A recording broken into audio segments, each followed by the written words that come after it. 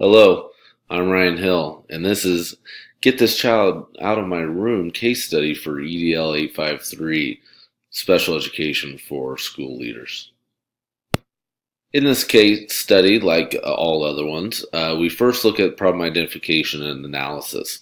In the problem identification and analysis phase, we're looking at what do we know, what do we need to know, and then identifying the problem statement at the end. Well, first off, what is it do we know about this case? Well, we're in a rural cooperative school with limited resources. We also have a new SPED teacher that's replacing a long-time veteran teacher. Then we also have a student's behavior that is increasingly getting worse. What do we need to know about this situation in this case? Well, the student's parents are recently divorced, so the student himself is going through major changes. But the student has a behavior order and has shown self-abuse and aggression towards the teacher while not responding to the current plan and action. And at this point, the teacher has requested removal. So the problem statement is, and I'm going to put it in as a form of a question because I think that's kind of where we're at right now, but is removal of the student from the current classroom setting the best option is what we're going to look at.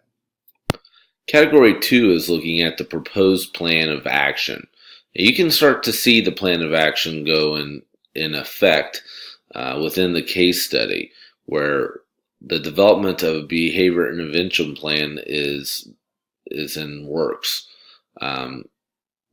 This intervention plan needs to be written in the student's IEP, and what will have to happen is there will have to be a meeting with the parents in order for approval for any adaptations to the IEP.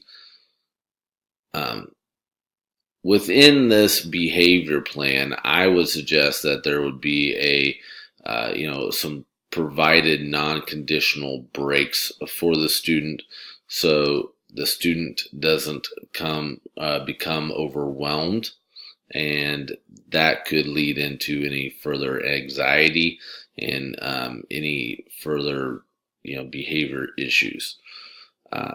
Within this behavior plan and or supplemented to it, I think counseling needs to be provided both in and out of school for the student.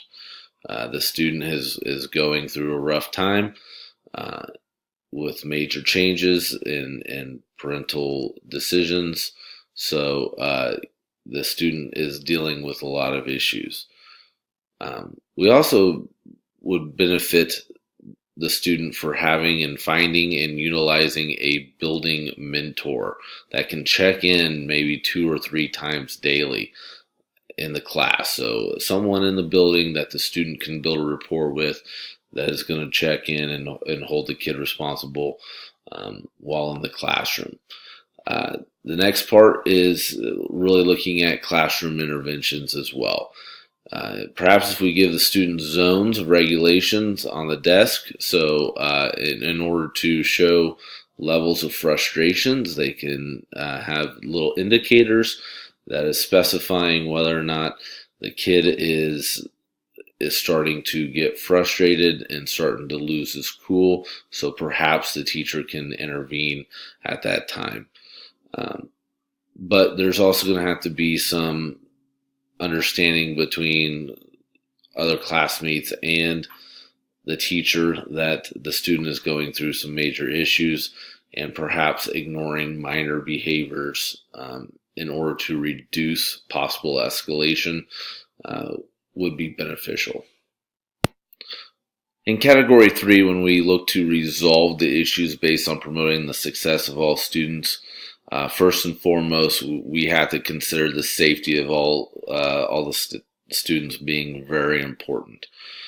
We have to keep in to consideration that when the student has outburst, that their safety might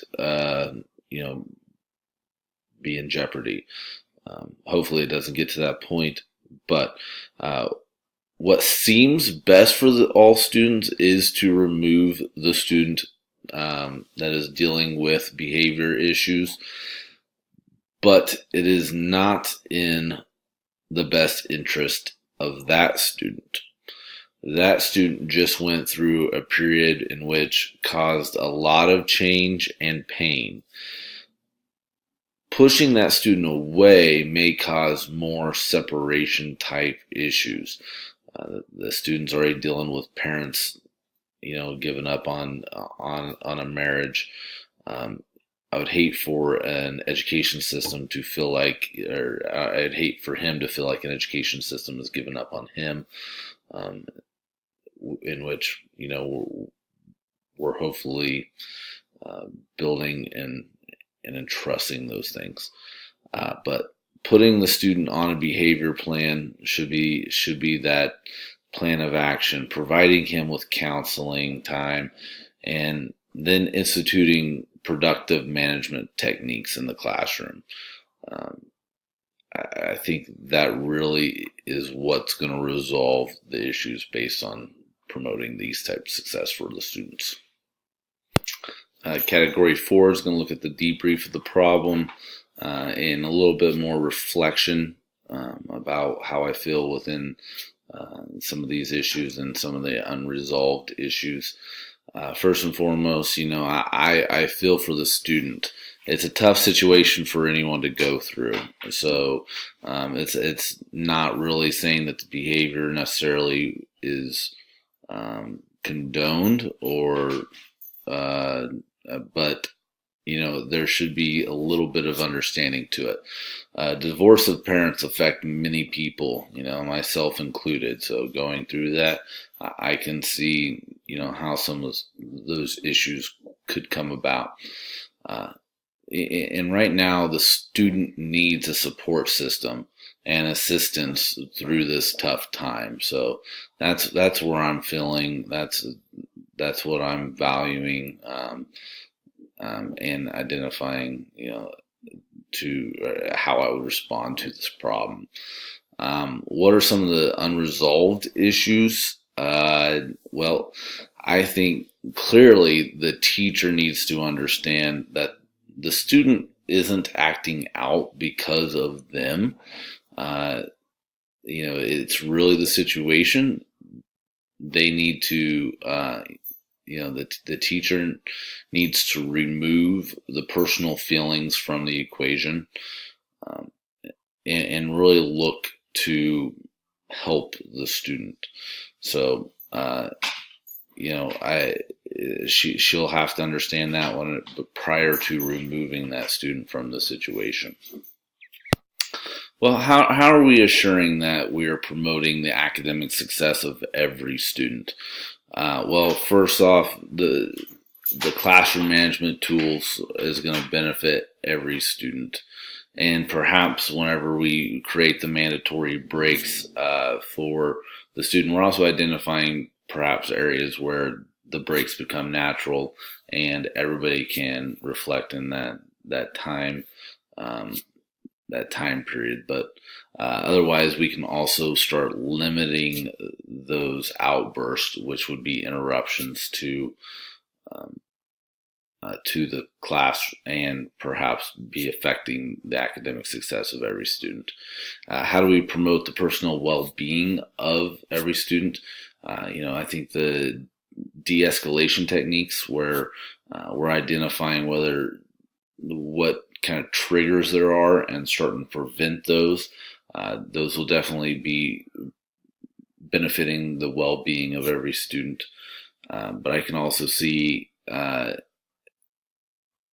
all these aspects kind of intertwining, especially enhancing instructional capacity. I think the promotion of well-being, the academic success, the enhancement is going to, be through the promotion of a healthy classroom environment where every student is seen to have the ability to learn and the ability to succeed. also through the promotion of the emotional well-being of all students. Uh, you know, understand that mental health is an issue that a lot of people go through, that the students should have some understanding of this kid's situation, as well as the adults should understand how to promote that emotional well-being. So all those things are going to only help that classroom environment, which would grow learning and promote academic success ultimately. Well, thank you very much for watching. I hope this was beneficial for any school leader who is looking at different types of case studies and learning from them within special education. I look forward to learning from the rest of this class as well. So see you around. Appreciate it.